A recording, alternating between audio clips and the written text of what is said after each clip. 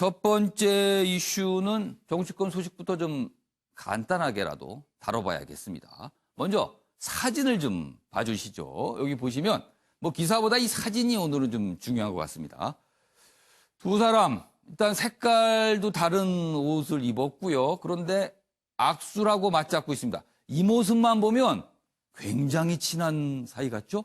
그런데요, 그런 것 같지 않아요.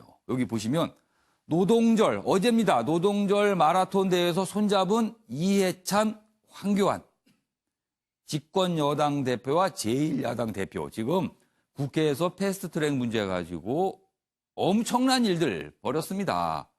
그리고 서로에 대한 독설이 말도 못했거든요. 그런데 어제 노동절 마라톤 대회에서는 이렇게 맞잡고 뭔가 얘기도 하는 모습까지 포착이 됐거든요. 여기 밑에 설명이 좀 있는데 제가 좀 자세히 읽어드리겠습니다. 이해찬 민주당 대표와 황교안 한국당 대표가 1일 여의도 공원에서 열린 한국노총 노동절 마라톤 대회에서 만나서 이렇게 나란히 앉아있고 악수도 하고 얘기도 하고 그리고 마라톤도 살짝 같이 했습니다. 그럼 어제 모습 저희가 영상으로 직접 확인해 보겠습니다. 보시죠. 이건 국회가 아닙니다. 이 사람들을 절대로 용납할 수가 없습니다. 도둑놈들한테 이 국회를 맡길 수가 있겠습니까? 이번 사태의 책임은 전적으로 집권 여당인 민주당과 이에 부하 내동하고 있는 야당들의 있음을 분명하게 말씀을 드립니다. 이것을 의회 구태타가 아니면 뭐라고 설명할 수 있겠습니까? 앞에 너무 붙지 마세요.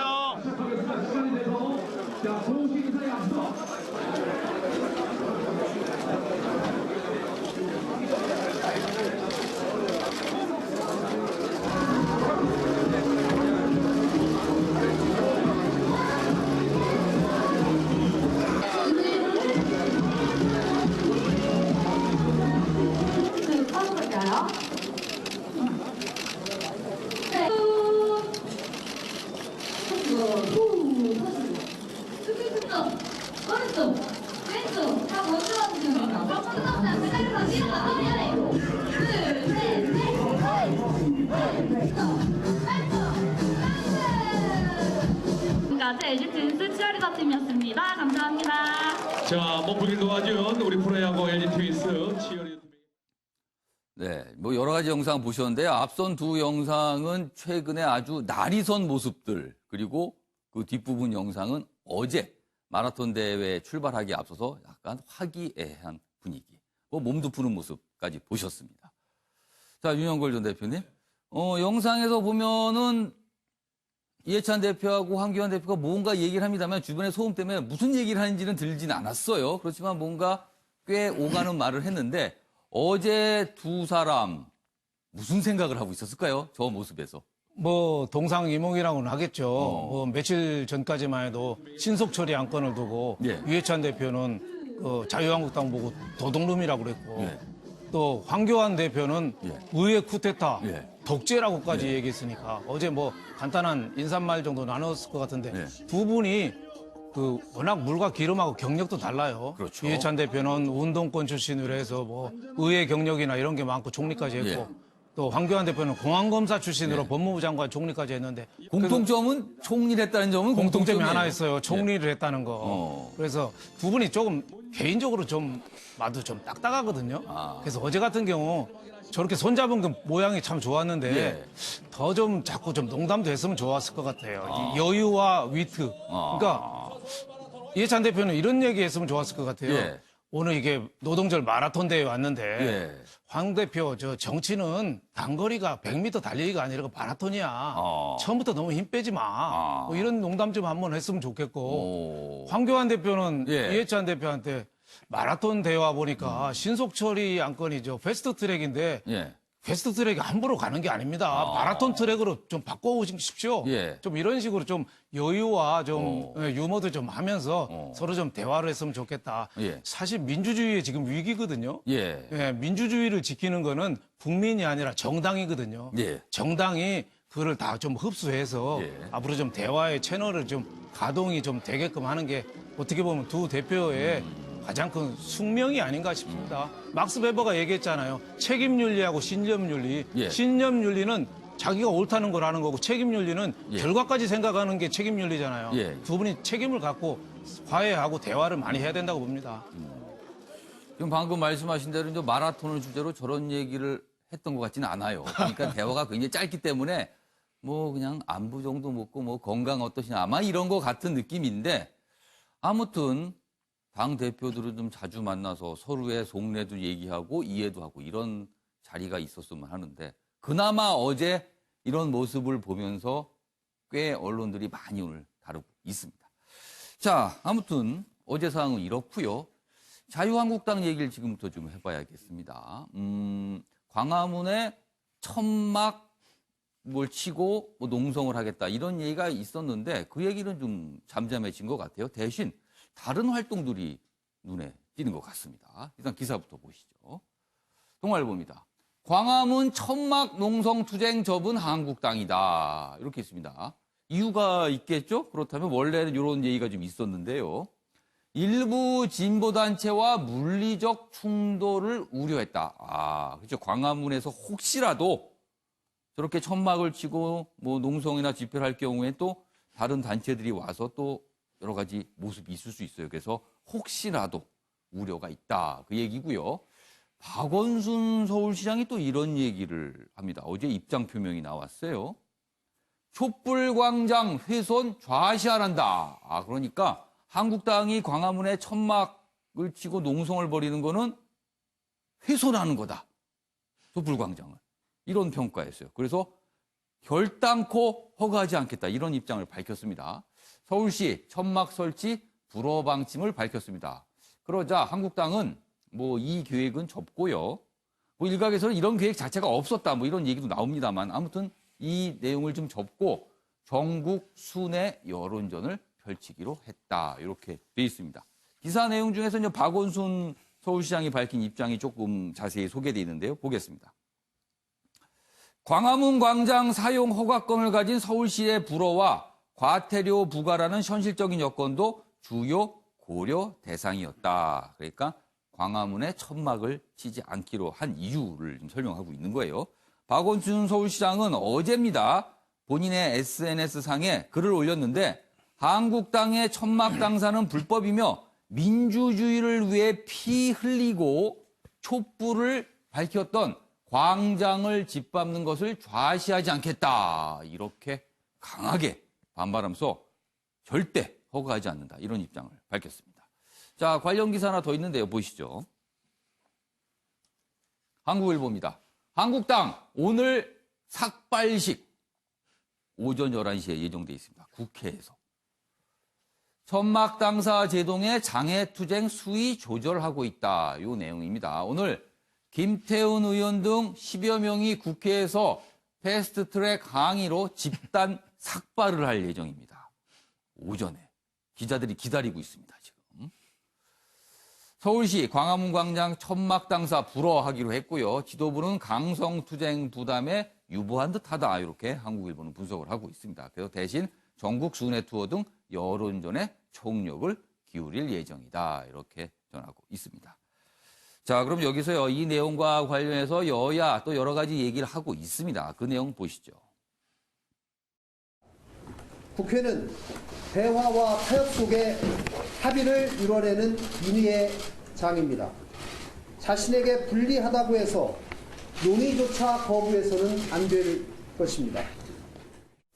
산불 피해를 예방하기 위한 추경이 포함되어 있기 때문에 야당과도 적극적으로 논의해서 빠른 시일 내에 통과될 수 있도록 민생을 말할 자격이 없습니다. 추경 이야기하시기 전에 대통령 사과해 주십시오. 패스트트랙 철회하고 사과하십시오. 네, 지금 여야가 뭐 영상 보셨지만 저렇게 맞서고 있습니다. 뭐 어떤 접점을 찾지 못하고 있는데요. 일단 오늘 오전 11시로 예정된 자유한국당 일부 의원들 뭐 10여 명쯤 된다고 합니다. 삭발식을 할 예정입니다. 원래 이제 머리를 삭발한다라는 뜻은요. 뭔가 엄청난 결기를 보여준다. 이런 뜻 아니겠습니까? 조대진 변호사. 네. 일단 글쎄요. 국회에서 삭발식을 보는 거 이거는 어떻게 보십니까? 참 피로도가 느껴지는 모습인데요. 저 머리 깎을 결기로 국회로 들어오셔서 협의를 하셨으면 더 좋겠다는 생각이 들고요. 저게 지금 뭐 여러 가지 뭐 반대를 하고 있지만 자유한국당 의원들이 패스트트랙이나 패스트트랙 관련해 가지고 여러 가지 반대 입장을 내고 있지 않습니까? 근데 그런 부분들이 국민들이 원하는 목소리를 그대로 내는 게 아니라 본인들의 생각만을 내고 있는 거거든요.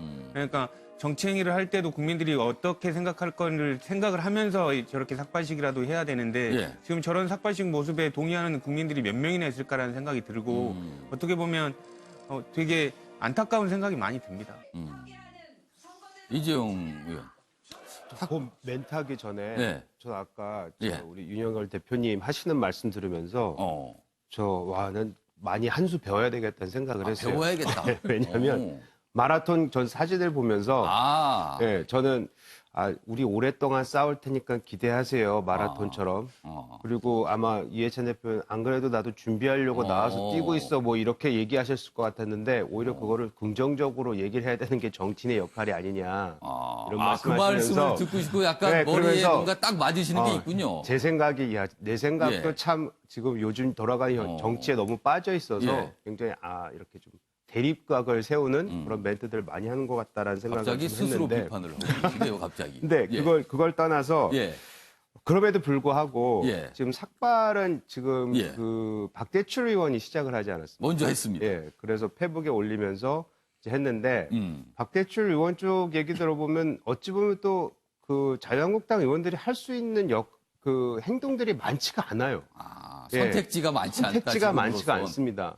그리고 본인들이 그 가지고 있는 그 진정성이라든지 결기를 보여줄 수 있는 행위들이 그 선택의 폭이 넓지가 않기 때문에 그걸 했는데 마침 또 그 동료 의원이 하다 보니까 딴 의원들도 어떻게 당신 혼자만 할 수 있느냐, 우리도 동참을 하겠다라는 그런 분위기가 좀 조성이 된 것 같습니다.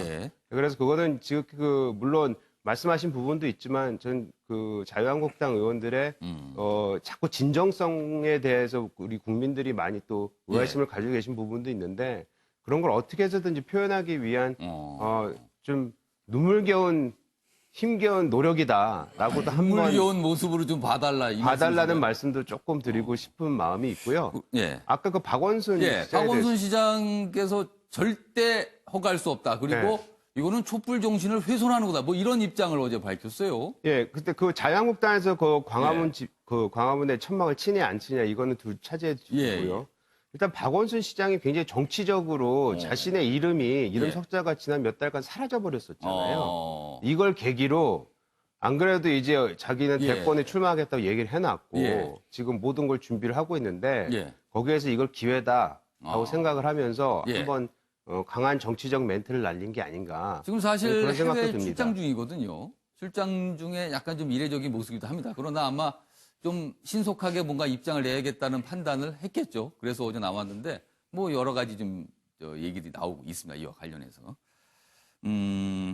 김수민 평론가. 김수민 평론가께서도 두 가지 다 박원순 시장의 저런 입장 표명 그리고 오늘 예정된 삭발식 어떻게 보시는지 각각 얘기 좀 해주시죠. 네, 박원순 시장 입장 표명은 뭐 위법한 부분은 아니라서 이제 법에 따라서 집행을 하는 거긴 한데 예전에 뭐 세월호 천막이라든가 이런 것과 좀 차이가 있지 않나 이런 얘기가 또 나오고 있죠. 근데 정치적으로 좀 바라보자면 박원순 시장이 현재 대권 주자로서 든든한 위상을 확보하고 있지 못하고 또 패스트트랙 전국에서 민주당 대 자유한국당 강대강 전선이 형성돼 있는데 그 상황에서 자유한국당한테 그냥 과태료 좀 내시고 천막 치셔도 됩니다라는 메시지를 참아 줄 수는 없는 그런 노릇이었던 것이죠. 그리고 이제 근데 자유한국당 입장에서도 이게 꼭 나쁜 일은 아닌 게 천막 당사라는 게 예전에 박근혜 전 대통령이 노무현 대통령 탄핵 역풍 이후로 쳤던 그 천막 당사하고 달라요. 이제 국민들은 식상하게 느끼고 있고 그리고 이제 치면 치는 대로 이것도 언제 걷지?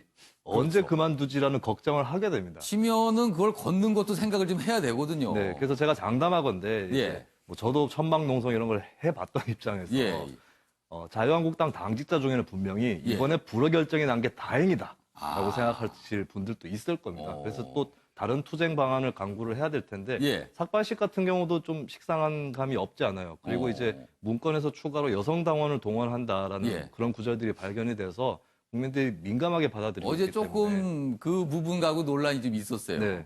저는 자유한국당이 협상장으로 복귀하는 게 맞다고 보지만 예. 정투쟁을 해야 된다면 예. 좀 다른 방식을 다시 찾아보는 것이 낫겠다라는 생각을 합니다. 윤영걸 대표님. 예.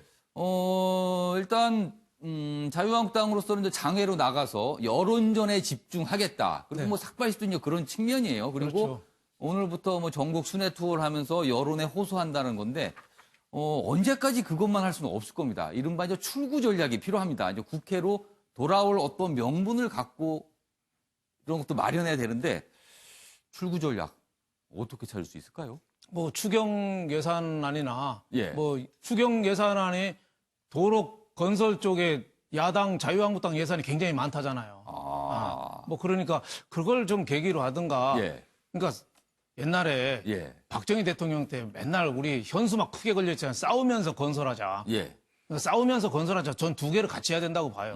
한쪽에서는 투쟁해야죠. 예. 신속 처리 안건이 예. 기업 팔기가 어떻게 보면 자유한국당을 고립시키는 거잖아요. 그러니까 거기에 대해서는 저는 분노하고 국민한테 설명을 해야 된다고 봐요. 하지만 언제까지 싸움만 할 수는 없잖아요. 그렇죠. 그러니까 대화는 저는 어제 이해찬 대표 예. 마라톤장에서도 만났지만 예. 물밑에서는 저는 대화는 항상 해야 된다고 봅니다. 그래서 뭐 유튜버도 좋고 뭐 삭발식도 좋고 예. 이쪽 싸우는 건 싸워서 국민한테 예. 이번 3법이 잘못된 거 뭐 검찰총장도 좀 반발하고 있잖아요. 예. 그런 걸 들어서 좀 충분히 좀 유튜버를 통해서 설명하든지 하고 단 폭력적인 방법은 안 되고 대신에 뭐 추경이라든지 예. 국가에 좀 긴급한 게 좀 나오지 않겠어요? 예. 그럴 때는 얼른 가서 특히 민생에 관한 거, 예. 민생에 관한 것까지 외면하면 노동법이나 이런 거에 그럼 자유한국당은 뭐냐 또 이런 소리가 나오니까 그렇겠죠. 저는 대화는 하고 싸우는 건 싸워야 된다 이렇게 봅니다. 그렇죠. 민생과 관련된 거는 어느 것보다 가장 우선이 돼야 되는 겁니다. 뭐 그거 이상의 명분이 있을까 싶기도 합니다. 일을 하는데요. 자, 이런 상황에서 참 저희도 많이 다뤘지만요. 지금 청와대 국민청원 게시판 오전 한 7시 정도 제가 들어오기 전에 살펴보니까요. 한국당을 해산해달라는 동의 숫자는 164만. 그다음에 민주당을 해산해달라는 그 동의 숫자는 26만. 뭐 이렇게 경쟁적으로 올라가고 있습니다. 그럼 물론 차이가 많이 납니다만. 근데 이제 많은 분들이요. 이 내용 참 너무 많이 다루면 좀 불편하다. 뭐 이런 말씀 많이 하시더군요. 그래서 저희가 이 얘기는 그만하고요. 조대진 변호사께 아주 짧게 이 얘기만 하고 넘어가겠습니다.